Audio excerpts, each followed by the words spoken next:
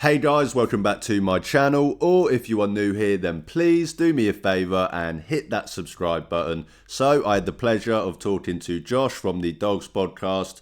We spoke all things Browns free agency, the NFL draft, the whole wide receiver, offensive tackle debate. Both had different views on that. Shedeur Sanders, should he be QB1, should he not?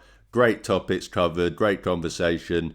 In today's video, spoke about the Browns obviously going through a lot of changes this offseason, hired a whole new offensive staff, hired a new defensive coordinator, and of course pretty much overhauled their entire offensive line. 3 external free agent signings, 1 internal in Tevin Jenkins.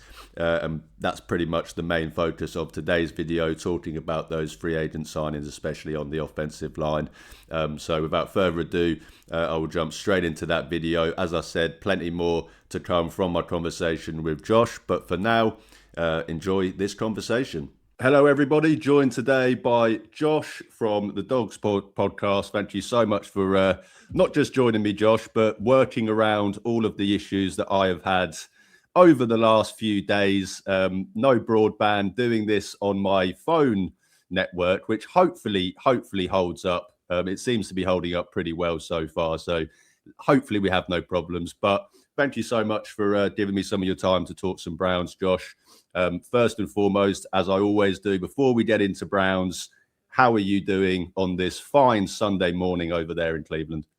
Oh, man, I'll tell you what. First of all, we are no strangers to technical difficulties here on the Dogs podcast, as anyone who's watched our show knows over the years. So totally understand. That makes sense. In Ohio today is a very weird day. I'm glad you asked, because where I'm at, and for the majority of the state, it's going to be like 85, 90 degrees. Yeah, I saw this, yeah. Cleveland is like in the 30s. I saw that, yeah. Yeah, it's wild. But is that normal for that to happen? Anything's normal here in Ohio. I'm not kidding. I think last week we had a day where it was almost 80 degrees. The next day it was a snowstorm. Yeah. You see, us British, we love to complain about the weather, but to be honest, talking to people like yourself, talking to people over in the States, it does make you realize that it's not actually that bad, the weather over here. It's consistently not great, but we don't quite have the variation that you guys have, where it could be really hot or really cold. We're kind of just in the middle, and that's a lot easier to prepare for and to deal with, I think. But who knows? Maybe people in Canada or the Scandinavian countries have got something else to say about that. But obviously going to talk some Cleveland Browns, go over a few topics with Josh. And first and foremost, I suppose to start with, we've had a lot of change in the last few months with this team. The most change since I've been following the Browns. I mean, when I got into the Browns, it was pretty much every year that we were firing a coach and the GM and a different group of guys every single year. So the Kevin Stefanski, Andrew Berry era has kind of been the longest kind of continuous group at the Browns since I've been a fan. Obviously, you've been a fan longer than me. I'm not sure if it's the same for you, but how do you kind of not view it, but what's your thoughts on all of the change? Obviously, I'm sure you're the same as me. You welcome the change, but do you think it's going to take a bit of getting used to with how much we got used to the same names that were in the building over the 5 years? Now that's completely different. The change was much needed, in my opinion. Yeah. I know we were a little bit split on our podcast. Blake was not in favor of firing Kevin Stefanski and a lot of the coaches. Me, Justin, the other guys, Kenny Mack, very much ready for the change. I mean, it was 2 straight seasons of terrible football, especially on the offensive side of the ball, which is where a lot of my issues with the coaching staff came into play, because we've got this head coach who's supposed to be an offensive guru, offensive-minded guy. And, he's turning over play calling duties now a couple of years in a row. We just found out yesterday on Jarvis Landry's podcast that he was actually turning over play calling duties to Alex Van Pelt. When Jarvis was here, we didn't know that. That wasn't reported. So that's interesting information and tidbits that are coming out on Landry's podcast. That's Fourth and South, I believe it's called. So if anybody wants to hear what Jarvis Landry has to say with his co-host Leonard Fournette. Go check it out. It's good stuff. The changes, I was a little apprehensive with the Todd Monken hire at first, just because, 60-plus-year-old head coach, first-timer, that has never worked out in the NFL. Yep. But the more and again, I kind of did the same thing with Ken Dorsey, so I cautioned myself of talking myself into how it can work when my initial reaction was, I don't really like it. But I do know that there is a lot of respect around the league for Todd Monken. A lot of coaches are very complimentary of him, his offensive abilities. Will it work as a head coach? That is yet to be seen. But with this head coaching cycle, I think it might have been the best choice for how the roster is looking right now. And that, he's brought a lot of great coaches over from Baltimore, so I think that's encouraging. And I think it will take a little time to get used to the names, who's in charge of what, who's handling what duties. But I either way, we needed to change something, and I'm glad that they went that route. Yeah, and I mean that's the only annoying thing for me, is that I had all of these names kind of etched into my brain that I've now got to relearn a whole new group of guys. Thankfully, some of them have obviously been here before with George Warhop, etc., and some of those other guys. But I was the same as you. I mean, I'm sure you saw some of my tweets during the head coaching search. I got a little bit ahead of myself, shall we say, and kind of lost the plot a little bit. A couple of the news that came out. I was the same with you. I mean, when Monken was hired, my first thought was, same as you, a 60-year-old first-time head coach. That's literally, we're not talking about that rarely works. That has never in the history of the NFL, as far as I can find, has ever worked out. But then I suppose on the flip side of it, I was that happy that it wasn't Jim Schwartz that I kind of thought, well, let me actually give it a little bit, let me give it a couple of days to sit and brew. Let me see how I feel about it. It wasn't the worst case outcome, which in my opinion was Jim Schwartz. So let's see how we go. And I think same with you, as every kind of passing week has gone on, I've kind of grown more, fond of the hire.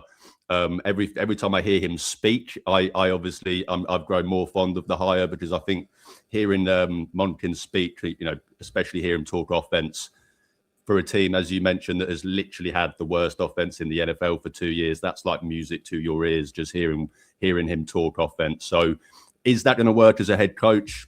We'll obviously have to wait and see. It's the Cleveland Browns. History would suggest no. But if anyone is going to make it work, Todd Monken seems like the kind of guy that can do that. And as you said, he's surrounded himself with a great coaching staff. We've still got this great defense and pretty much all of the coaching staff other than the DC. So hopefully it does work out.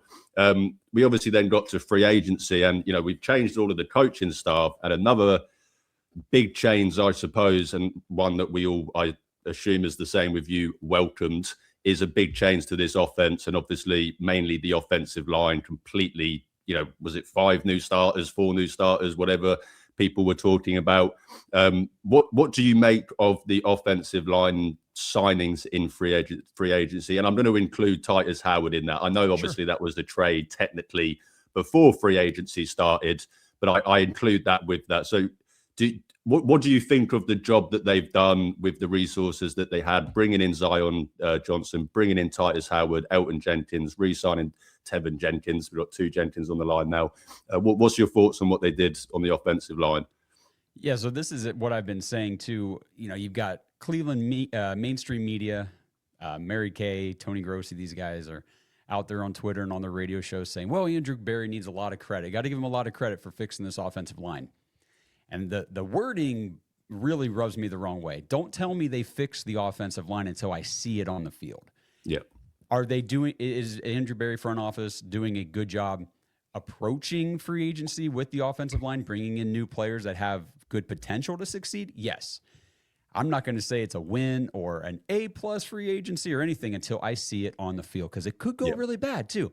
Titus Howard, like you said, Zion Johnson, Tevin Jenkins, to me, it's okay. It's average. I don't think there's any superstar offensive linemen that we went out and signed or traded for. I think these are capable starters, and I think a lot of it's going to have to do with the scheme. A lot of it's going to have to do with the offense these guys are asked to execute and the way they're coached up.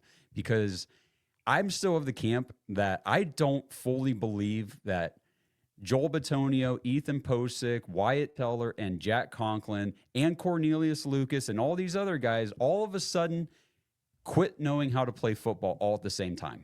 I think that there was some age that was involved in the decline, but I do think a lot of it had to do with the offensive scheme and defenses having a heads up on what we were trying to do in certain situations that just took our guys at a disadvantage. The one I really do like is Elgton Jenkins from the Green Bay Packers. I think as long as he comes off his injury from last year, okay, and he's back to 100% for the start of the season, I think we got a really good one there. I think his ability to play, I mean, everyone says, oh, they got their new center. He only played center last year. He's played left tackle. He's played the guard spots. I think he's a very versatile lineman that can, and he said this, like, I'll play wherever they need me to go, and I think that's a great attitude. Zion Johnson, I know there's Chargers fans out there on social media that are like, thank God somebody else took this guy. Get him off my team. I'm like, ooh, that's the kind of stuff we used to say about Jed Wills and, James Hudson.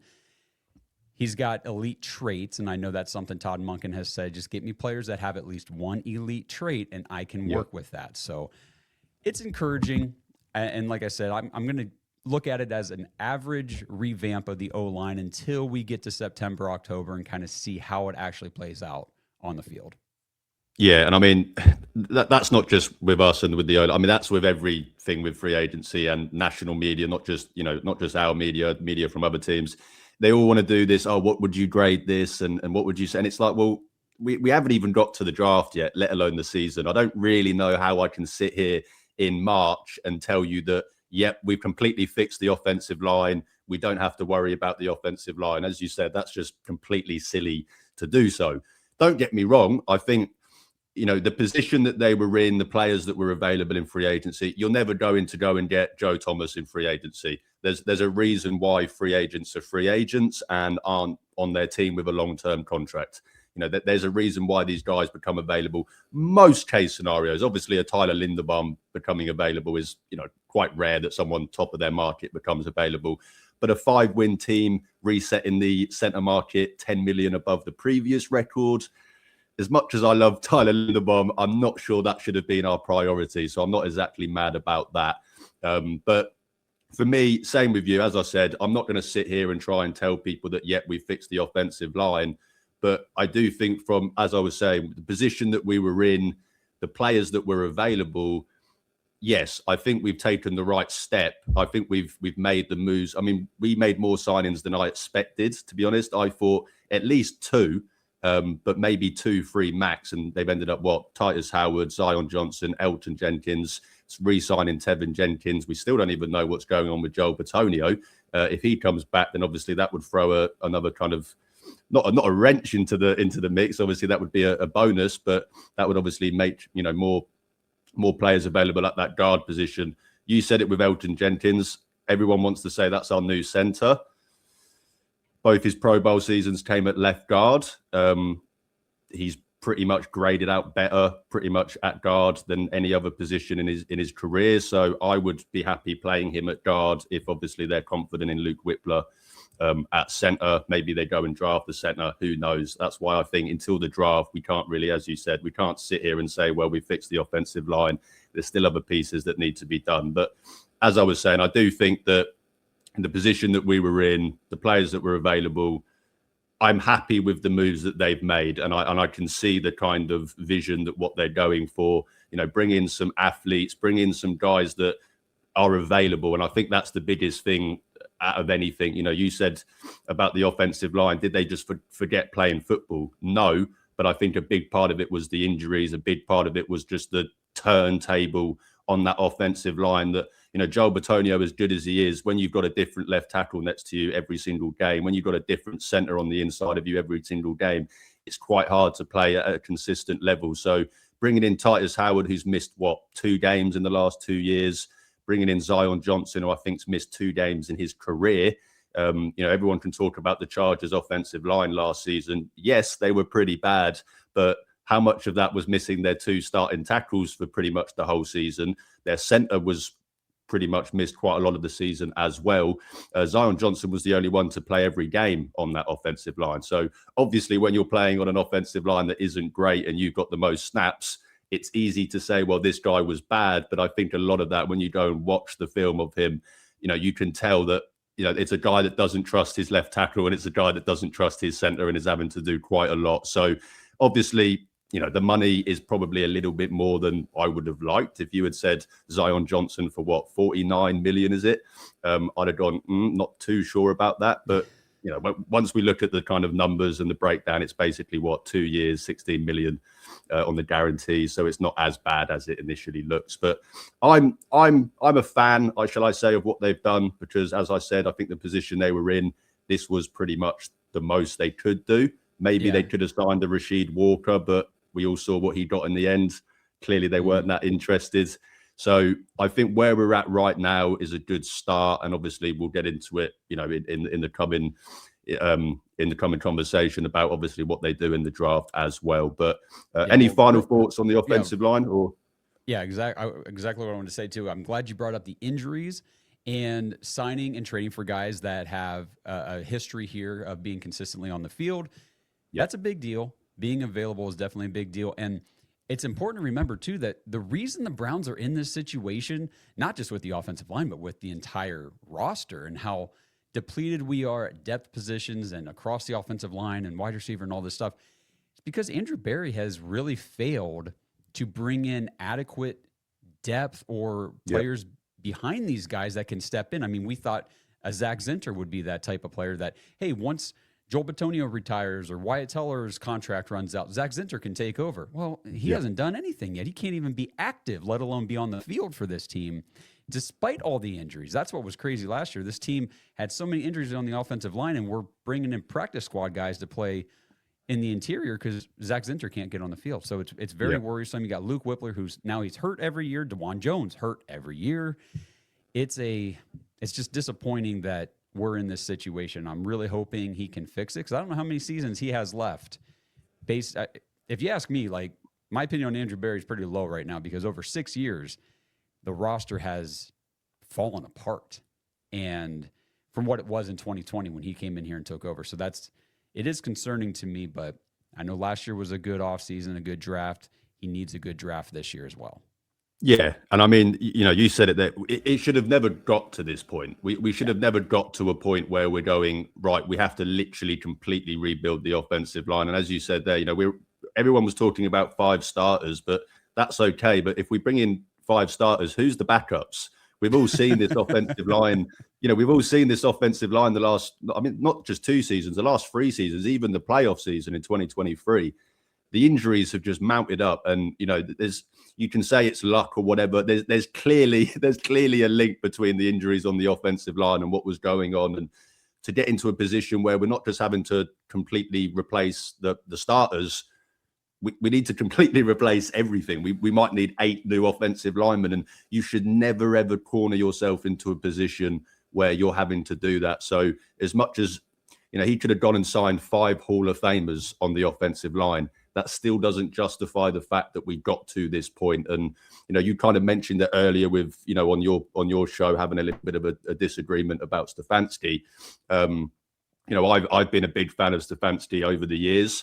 I was ready for him to go. I made that very clear. I think that, that his time had expired, not necessarily because I think he's a terrible head coach. I just think what he was doing here wasn't working. And I think probably you have the same kind of opinion as me, which was I don't quite understand how Kevin Stefanski lost his job, but Andrew Berry kept his job when they're kind of part and parcel, both responsible for what we've seen over the last few years. So don't get me wrong, I'm a big fan of what he does in terms of the finances. I'm a big fan in terms of the cash over cap model, etc., etc. My biggest worry of getting rid of an Andrew Berry is if you bring someone in with a different philosophy on finances. Well, we've got a lot of dead cap and a lot of void years in the next 5-6 years that need to be managed. And if it's not managed by someone that has that expertise in it, then that could go south pretty quickly. But that shouldn't be enough to justify doing bad at every other area of your job. So you said it there. Andrew Berry has got a big year ahead of him. He's got a big offseason ahead of him. We both spoke about how, yes, he's made strides in that direction, but we need another good draft. and we need another. We need a non-5-win disastrous season for him to feel safe in his job, and obviously to feel safe going forward with the new coaching staff as well. Quickly on the other couple of other free agents that we got, Quincy Williams. I mean, yes, definitely could have found a worse replacement for Devin Bush. What's your thoughts on the Quincy Williams signing? I'm pumped about Quincy Williams. He's the one free agent signing that got me eyes big, excited when I saw the notification. I was like, yes, because we did free agency preview episodes on our podcast, breaking down guys that we wanted the Browns to go target in free agency and could potentially bring in here. And I highlighted Quincy Williams as a guy, if they didn't bring back Devin Bush, who I wanted. Yeah. But if you couldn't get him or the money just didn't work out, I figured, well, Quincy Williams is going to be around a similar contract. And if you're willing to pay Devin Bush that sort of a contract, but he doesn't want to come back or you can't get him, go after Quincy Williams, because this dude is a game wrecker. And I'm excited to see what he can do in that linebacking unit with Carson Swessinger manning down the middle. I think it's going to be exciting to watch. Yeah, I mean, I think everyone would have loved to re-sign Devin Bush. I mean, what he's done the last 2 years, I mean, he's essentially saved his NFL career, if we're being completely honest. I mean, he had that great rookie season in Pittsburgh, and then obviously kind of just went downhill, looking like he was going to be out of the league, sooner rather than later. So for him to come here and essentially turn his career around, revamp his career, I'm really happy for him. He goes and gets a long-term 3-year, $30+ million contract in Chicago. That's great for him. I would have loved to keep him, but we got Carson Swessinger, we got Captain America, shall we say, the reigning defensive rookie of the year, deservedly so, no matter what Seattle Seahawks fans try and tell us. When you have that player already in the building, are you willing to give that kind of money and that kind of contract to his kind of Robin, shall we say? I don't think you are. So if you are able to get a Quincy Williams, who I don't think the drop-off is even big at all. I mean, if Quincy Williams can get anything back to his 2023 form, it's an improvement, let alone a drop-off. And you're getting him cheaper and you're getting him for less years. There's less, obviously, commitment in it. And, of course, we've all seen the footage of him and new Browns defensive coordinator. Obviously, how much of a fan they are both of each other. They can't speak highly of each other. So I'm pretty sure, once they figured out that Devin Bush wouldn't be coming back, they probably went over to Rutenberg and said, right, is there any linebacker that, that you would want to bring in? And I'm sure he just went, Quincy Williams, Quincy Williams, Quincy Williams, go and get him no matter how you can. So I think that's another thing of the signing as well. You spoke about the player. Obviously, if he can get to his former 2023, that's going to be massive. But I think just the familiarity with the new defensive coordinator, who he's got a lot of new guys that he has to get used to. He has to build relationships with on this defense, who can be a good bridge for that and someone that can help with that within the locker room. Quincy Williams can do that. So I think it's a really good sign. And I was the same with you. When I saw it, I was like, wow, okay, that's a really good sign. Same with the Elton Jenkins signing. We haven't had many of those the last quite a few years. I mean, it's kind of why I didn't expect the Browns to be as active as they were, because I mean, last year we got the Malik Collins signing, and that was pretty much it. So to see these two come through, I was like, yep, that's a really good sign, and was a big fan of that. I won't go into the others because I'm not going to sit here and spend 10 minutes about a blocking tight end, but Jack Stowe is your new inline blocking tight end, guys. There we go. Before I let you go, just in case anyone doesn't know where to find you, which if they don't, where have you been living under the last 3 years? Clearly a rock, because one of the best podcasts out there for the Cleveland Browns. Let everyone know where they can find you in the podcast, Josh. I really appreciate that. Yeah, we're at the Dogs Podcast on all the social medias, X, Facebook, Instagram, TikTok, all that. And then, again, at the Dogs Podcast on YouTube. You can find the podcast on Spotify, Apple, anywhere you listen to podcasts. We've got the audio out there. We got video. And we're trying to ramp up the content even more, especially right now with this last, 3.5 week stretch up into the draft, until we're doing our annual live stream on night 1 of the draft. It's going to be a ton of fun.